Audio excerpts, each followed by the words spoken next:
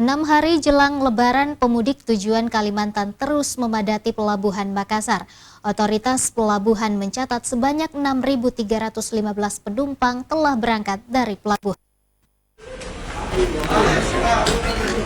Pemudik terus memadati ruang tunggu Pelabuhan Soekarno-Hatta Makassar. Para pemudik ini akan menaiki kapal Lambelu dengan tujuan Balikpapan, Kalimantan Timur. Sebelum memasuki area tunggu, petugas dari Syah Bandar Pelabuhan Soekarno-Hatta Makassar melakukan pengecekan tiket serta surat antigen bagi pemudik yang belum melakukan vaksin booster.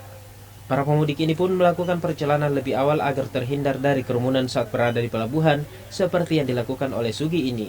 Pemudik ini akan pulang ke rumah orang tuanya di Balikpapan.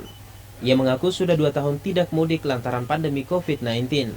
Lantaran tidak ingin berdesakan dengan penumpang lain, ia pun memilih untuk pulang kampung lebih awal. Takutnya kehabisan tiket. Kedua berdesak-desakan. Sudah pandemi. Ini lagi mudik lagi 2 tahun yang lalu saya ke Balikpapan. Jadi selama pandemi ini sudah belum pernah mudik? Enggak. Oh, ini pertama kali lagi mudik, Mbak ya? Oh iya.